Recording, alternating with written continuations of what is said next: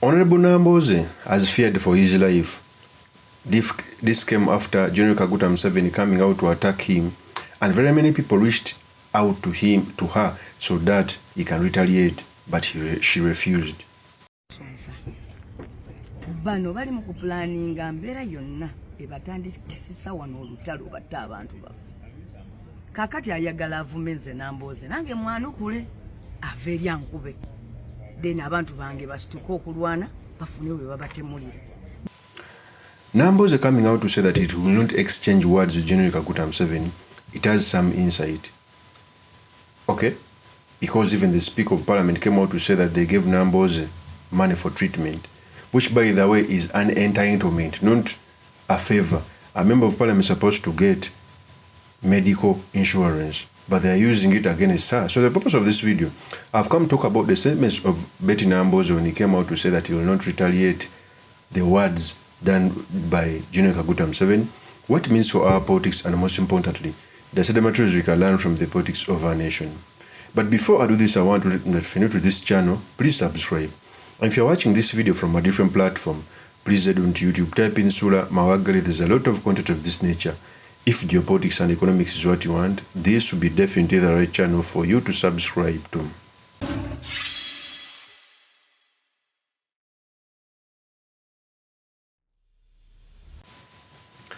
First of all, Honorable Nambooze is among the senior legislators on the opposition side.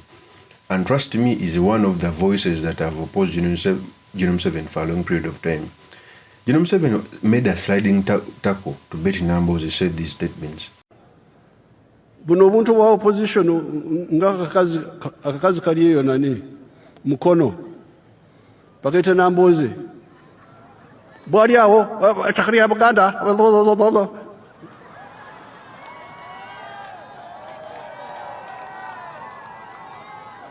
bebali bagala nti mugende musome ababaka ba parliament ba NRM mujeyo Hansard okuteesa okwali mu parliament butwali ku kiteeso ky'ettaka ani yali ayogala atya NRM secretariat naye namu okwongeramu amaanyi NRM secretariat bring the Hansard butwali tuteesa ekigambo ky'ettaka ani yali agamba nti ab'amataka tubalekere obuyinza. That is General Kaguta Museveni. He was discrediting the fight Betty Nambooze has always done. You remember there is a day, I think, General Museveni wanted to abolish the Mairo land. I don't know why Buganda pains General Kaguta Museveni a lot. But I think he realized that taking on the Mairo land, we are taking on the church, the Catholic Church, the Protestants, and some institutions which have influence. He backed down. There is a way General Museveni is pained by the Mairo land, which Nambooze, Katikiro Charles Peter Maiga Segona used to come out and fight hard. Even other institutions. So when Nambooze was asked about the same, he said these statements. Bano bali mu kuplaninga mbeera yonna ebatandikisisa wano olutalo batta abantu baffe. Kakati ayagala avumeze Nambooze nange mwanukule ave eri ankube. Then abantu bange basituka okulwana bafune we babatemulira. Naye nze ekivumo tekimenya gumba. Oba nfa andaba ngandika kazi oba ndiki ekikulu kiri nti nze njogera ku nsonga ekwatagana policy and law ku ttaka. Era tajja kuntwala mu kiseera wadde kitono bwe kiti nze muddemu ekigambo ekyokumuvoola. Ye nze mukkiriza muwadde omukisa okunzivoola. Mukyalaanite nkuwadde omukisa onjogerere byonna byoyagala. Naye ekikulu kiri nti nze nebukera ku makyanga siriwo ebizibu by'abantu ba Uganda bijja sigalawo. Gwe weewuunye wane mukono walingawo abantu abayanirizanga mwami Museveni kize kityandika kati gwe oweeri eri ebupaddengo simanyiwa ebukeddeya govayo okujja okwaniriza Museveni emukono ab'emukono abamwanirizanga families ezo ezamuyimirizangawo zaalagawa. Gwe yakava mu FDC juzi tonaweza na myaka 5 mu NRM.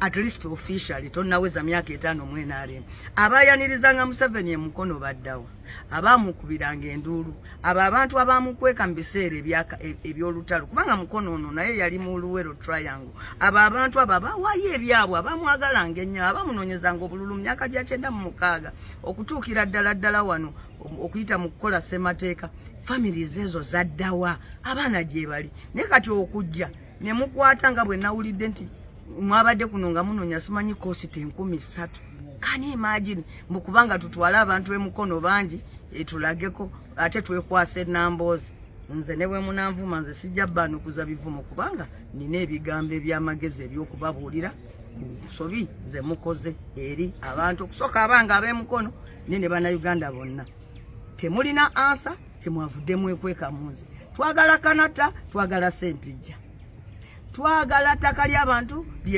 abantu bye mugenze munyigiriza kutaka mwa Museveni jukira ekyalo kiramba kye wamenyawo wali ekitega ne mwekwasa mu Juma Seiko yakimenyewo nojjawo n'ogamba abantu nti otongoza bagenda kuzimbawo satellite city n'okutuuka n'olwaliro toyiwangawo wadde kakawiribalo k'omusenyu munange n'ebyo bye bigambo ebikulu sinze. That is Betty Nambooze. First of all, Nambooze's statements came out to say that if he retaliates, they will come out and arrest her.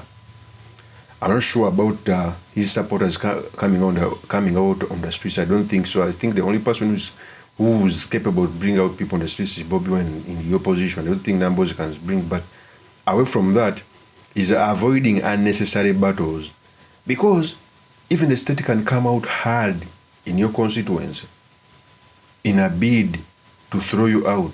Maybe is also understanding that. Remember, even the spokesperson of police came out to say that anytime from now, Nambooze is going to be arrested. So you clearly see that inside the regime, there is a plan that has already been orchestrated that Nambooze is going to be arrested. That video is running viral on social media platforms. Of course, one of the things I would like to say here, we are not going to give political mileage to these politicians. Most of these politicians are the kind who want to come into contact with the police and then get clutches, then bandage the entire body, claiming to have been brutally handled. But what I can promise, and I would like to authoritatively communicate, at a given time, I shall hold them accountable. At a given time, when they cannot cultivate political capital out of it, is when we shall get in touch with them. They should know that the law is there, and we can effectively put it into force. So Nambooze are coming out to start to make such a statement. I think she's also a genius, because many of the times, even when fighting, be sure on how you select your battles. It's not good to open very many war fronts. You are fighting the police, you are fighting Anita Among, you are fighting General Kaguta Museveni. You are not sure who's going to attack. So I think it was strategic for him to first withdraw from General Kaguta Museveni as still handles the police and Anita Among. For me, I think it was also genius. But nevertheless, I think even General Museveni knows the real opposition who keep on checking him. It's the reason why if General Museveni mentions your name, there are some opposition leaders General Museveni doesn't know. When he was in Lubaga South, he came out to say that he even doesn't know the member of parliament of Lubaga South.